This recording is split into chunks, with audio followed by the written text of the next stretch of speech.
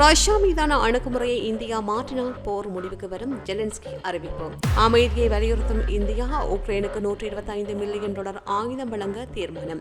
மெக்சிகோவில் கொல்லப்பட்ட அமெரிக்க மூதாட்டிகள். பங்களாதேஷில் மோசமடையும் வெள்ளம், மில்லியன் கணக்கானோர் பாதிப்பு. ஜெர்மனியின் விழாவில் கத்திக்குத்து, 3 மரணம், 4 படுகாயம். உலகின் முதல் நுரையீரல் புற்றுநோய் தடுப்பூசி 7 நாடுகளில் சோதனை. நேபாள விருந்து விபத்தில் பலி எண்ணிக்கை 41, விமானம் மூலம் நாசிக் எடுத்து வர ஏற்பாடு. இவை பற்றித்தான் விரிவாக பார்க்க இருக்கின்றோம். வாங்க காணொளிக்குள் போகலாம்.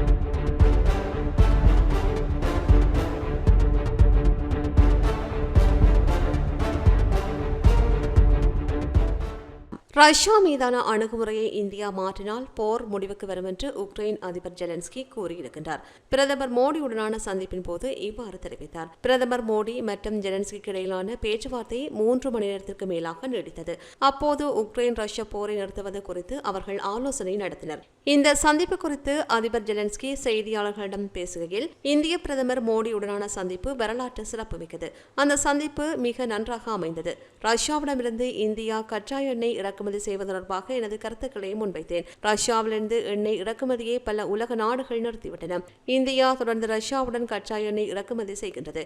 இதனை இந்தியா நிறுத்தினால் புதின் மிகப்பெரிய சவால்களை எதிர்கொள்ள நேரிடும். விளாடிமிர் புடினுடைய பொருளாதாரம் ஆயுதம் சார்ந்தது. அவருடைய கரங்களை இந்தியா, சீனா எண்ணெய் இறக்குமதி வலுவாக்குகின்றன. அந்த வகையில் ரஷ்யா ஆயுதப்படையை பலப்படுத்துவதை இந்தியா நிறுத்த வேண்டும்.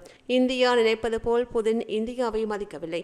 அவ்வாறு மரியாதை கொண்டிருந்தால் ரஷ்யாவிற்கு மோடி வந்துள்ள நிலையில் உக்ரைன் மருத்துவமனையை ரஷ்ய படைகள் தகர்த்திருக்காது. இந்தியா எங்களின் பக்கம் நிற்க வேண்டும் என்று நாங்கள் விரும்புகின்றோம். நலனை காப்பதை நாங்கள் விரும்பவில்லை. இந்தியர்களின் அணுகுமுறை மாறினால் ரஷ்யா போர் நிச்சயம் முடிவுக்கு வரும். இந்தியாவிற்கு மிகப்பெரிய செல்வாக்கு இருக்கின்றது. இந்தியா நினைத்தால் போர் முடிவுக்கு வரும் என்று கூறினார். ஜெலன்ஸ்கியிடம் ரஷ்ய ராணுவத்தில் பணியாற்றும் இந்தியர்கள் சிறைப்பிடிக்கப்பட்டிருப்பதாக எழுந்துள்ள புகார் குறித்து ஜெலன்ஸ்கியிடம் கேள்வி எழுப்பப்பட்டது. அப்போது அவர், அப்படி யாரும் சிறைப்பிடிக்கப்படவில்லை, அது பற்றிய தகவல் எனக்கு தெரிந்தால் நான் அவர்களை விடுவிப்பேன் என்றார். அதேபோல் ஐநா தீர்மானங்களில் இந்தியாவின் நிலைப்பாடு குறித்து கேள்வி எழுப்பப்பட்டது. அதற்கு ஜெலன்ஸ்கி, அது பற்றி மோடியுடனான சந்திப்பில் எதுவும் பேசவில்லை, பழசை திருப்பி பார்க்கவில்லை, ஆனால் இந்தியா ஆதரவை எதிர்பார்க்கின்றோம் என்றார். இதேவேளை ஜெலன்ஸ்கியின் கருத்து குறித்து வெளியுறவு அமைச்சர் ஜெய்சங்கர் விளக்கம் அளித்துள்ளார். அதில் ரஷ்யாவிடம் எண்ணெய் கொள்முதல் செய்வதை உக்ரைன் பிரச்சினையாக எழுப்பியுள்ளது. நாங்கள் தற்போதைய எரிசக்தி சந்தை சந்தித்து வருகின்ற சவால்களை கூறியதோடு உள்நாட்டில் எரிபொருள் விலையை கட்டுப்படியாகும்படி நிலையானதாக வைக்க ரஷ்யா எண்ணெய் கொள்முதல் எவ்வளவு முக்கியமானதாக இருக்கின்றது என்பதை எடுத்துரைத்தோம் என்று கூறியுள்ளார். முன்னதாக ஜெலன்ஸ்கியுடனான சந்திப்பின் போது பிரதமர் மோடி, உக்ரைனுக்கு பயணம் செய்த முதல் இந்திய பிரதமர் என்ற பெருமையை பெற்றுள்ளேன். ஆகஸ்ட் 24ஆம் தேதி உக்ரைன் தேசிய தினம் கொண்டாடப்படுகின்றது. இந்த நாளில் உக்ரைனில் மீண்டும் அமைதி திரும்ப வேண்டும் என்று வாழ்த்துகின்றேன். போரால் பாதிக்கப்பட்ட உக்ரைனுக்கு உதவுவதில் மற்ற நாடுகளை விட இந்தியா 2 அடி முன்னால் இருக்கின்றது. போரில் உயிரிழந்த குழந்தைகளை நினைக்கின்ற போது மனம் துடிக்கின்றது. நாகரிகமான சமுதாயத்தில் குழந்தைகள் கொல்லப்படுவதை ஒருபோதும் ஏற்க முடியாது. எந்த ஒரு போரிலும் இந்தியா நலனையை கடைபிடிக்க முடியாது. இந்தியா எப்போதுமே அமைதி பக்கம் நிற்கின்றது. நாங்கள் புத்தர், காந்தியடிகள் பிறந்த மண்ணைச் சேர்ந்தவர்கள். அவர்கள் காட்டிய வழியில் உலகத்திற்கு அமைதியை போதித்து வருகின்றோம். உக்ரைனில் அமைதி திரும்ப வேண்டும் என்பதே 140 கோடி இந்தியர்களின் விருப்பம். ரஷ்ய அதிபர் புதினை சந்தித்த போது இது போருக்கான காலம் கிடையாது என்று நேரடியாக கூறினேன். இப்போது அதே கருத்தை முன்வைக்கின்றேன் என்றார். உக்ரைன் அதிபருடன் நடந்த பேச்சுவார்த்தையில் பிரதமர் மோடி அமைதியை வலியுறுத்திய நிலையில் ரஷ்யாவை எதிர்த்து போரிடுவதற்காக உக்ரைனுக்கு $125 மில்லியன் மதிப்பில் கூடுதல் ஆயுத உதவியை அமெரிக்கா அறிவித்துள்ளது. ட்ரோன் எதிர்ப்பு மற்றும் கவச வாகன எதிர்ப்பு ஏவுகணைகள் உள்ளிட்ட வான் பாதுகாப்பு ஆயுதங்கள் மற்றும் வீரர்களுக்கான ஆயுதங்கள் வழங்கப்படும் என்று அமெரிக்க அதிபர் ஜோ பைடன் அறிவித்துள்ளார். இந்த ஆயுத உதவியை வரவேற்றுள்ள உக்ரைன் அதிபர் ஜெலன்ஸ்கி கூடுதல் ஆயுதங்கள் தேவைப்படுவதாக தெரிவித்துள்ளார். ஜெர்மனியின் மேற்கு பகுதியில் உள்ள சோலிகன் நகரில் நடைபெற்ற விழா ஒன்றில் கத்திக்குத்து தாக்குதல் நிகழ்ந்துள்ளது. இந்த சம்பவம் நேற்றைய தினம் இடம்பெற்றுள்ளது. இந்த தாக்குதலில் 3 மரணமடைந்தனர், 4 படுகாயமடைந்தனர். ஜெர்மனிய நேரப்படி இரவு 10 மணியளவில் அடையாளம் தெரியாத ஆடவர் ஒருவர் அங்கிருந்த பலரை கத்தியால் தாக்கியதாக ஜெர்மனிய காவல்துறை கூறியது. தாக்குதல்தாரர்கள் சம்பவ இடத்திலிருந்து தப்பி சென்று விட்டதாகவும் காவல்துறையினர் அவர்களை இன்னும் கைது செய்யவில்லை என்றும் சம்பவத்தை நேரில் கண்டவர்கள் கூறியதாக ஜெர்மனிய நாளிதழ் ஒன்று செய்தி வெளியிட்டுள்ளது. தாக்குதல் காரணமாக சிலர் மரணமடைந்ததையும் படுகாயமடைந்ததையும் அந்த நகரத்தின் மேயர் உறுதிப்படுத்தினார். பங்களாதேஷில் திடீர் வெள்ளம் காரணமாக பேரளவிலான பாதிப்பு ஏற்பட்டுள்ளது. வெள்ளம் மோசமடைந்து வர மில்லியன் கணக்கானோர் கடும் அவதிக்கு ஆளாகியுள்ளார்கள். வெள்ளம் காரணமாக மாண்டோர் எண்ணிக்கை 15ஆக அதிகரித்துள்ளது. அண்மையில் பங்களாதேஷில் அரசியல் நெருக்கடி நிலை ஏற்பட்டது. நாடெங்கும் பல ஆர்ப்பாட்டங்கள் நடைபெற்றதை அடுத்து பிரதமராக பதவி வகித்த திருவாட்டி ஷேக் ஹசீனா பதவி விலகி இந்தியாவில் தஞ்சமடைந்தார். தற்போது பங்களாதேஷியர்களை வெள்ளம் உலுக்கி வருகின்றது.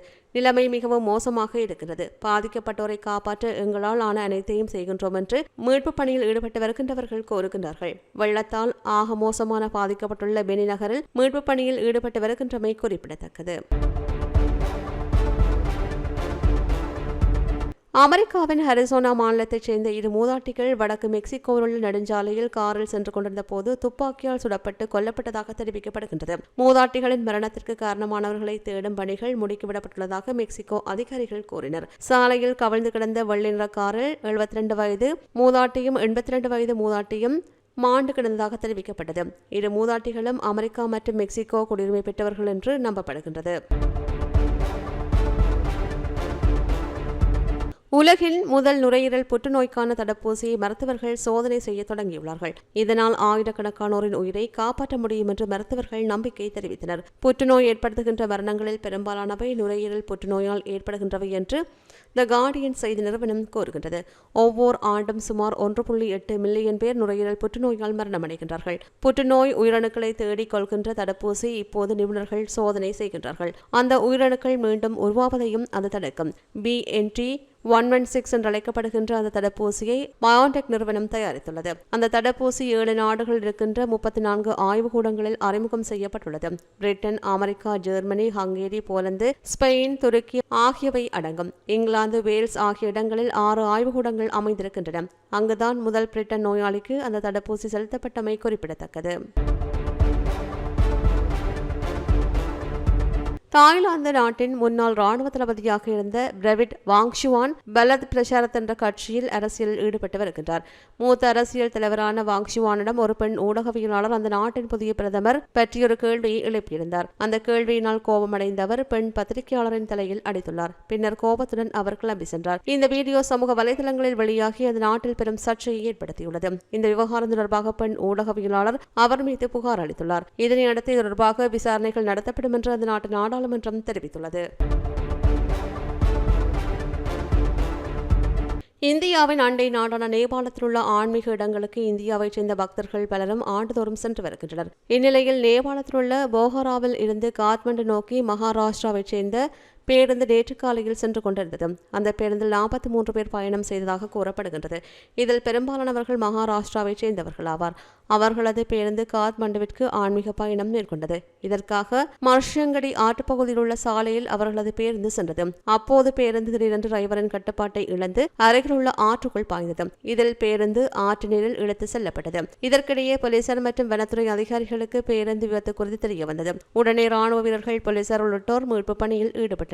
முதலில் படுகாயங்களுடன் சிக்கிய 16 பேரை மீட்டு மருத்துவமனையில் சேர்த்தனர். எனினும் 14 பேர் சடலமாக மீட்கப்பட்டார்கள். இதற்கிடையே மாயமானவர்களை மீட்புக் குழுவினர் தீவிரமாக தேடி வருகின்றனர். இந்நிலையில் நேபாளத்தில் ஏற்பட்ட பேருந்து விபத்தில் சிக்கி மற்றவர்களும் உயிரிழந்திருப்பதாக தெரிய வருகின்றது. அது மட்டுமன்றி மருத்துவமனையில் சிகிச்சைக்காக சேர்க்கப்பட்ட 16 பேரும் பரிதாபகரமாக உயிரிழந்தனர். ஒட்டுமொத்தமாக நேபாள பேருந்து விபத்தில் 41 பேர் பலியாகியுள்ளதாகவே தெரிவிக்கப்படுகின்றது. இதில் பெரும்பாலானவர்கள் இந்தியர்கள் என்பது குறிப்பிடத்தக்கது. இவை சமீபத்தில் வெளியான செய்திகளின் தொகுப்பாக காணப்படுகின்றன. செய்திகள் பற்றி உங்களுடைய கருத்துக்களை கீழே இருக்கும் கமெண்ட்ஸ் பக்கத்தில் மறக்காமல் பதிவிடுங்க. மீண்டும் மற்றொரு காணொளியில் உங்களை சந்திக்கின்றேன். நன்றி. இது போன்ற பல செய்திகளை தெரிந்து கொள்ள நம்முடைய சமூக மீடியா யூடியூப் சேனலை சப்ஸ்கிரைப் செய்து அருகிலுள்ள பெல் பட்டனை கிளிக் செய்யுங்கள். மேலும் செய்திகளை உடனுக்குடன் தெரிந்து கொள்ள சமூகமீடியா.com என்ற இணையதளத்தின் வாயிலாக எங்களுடன் இணைந்திருங்கள்.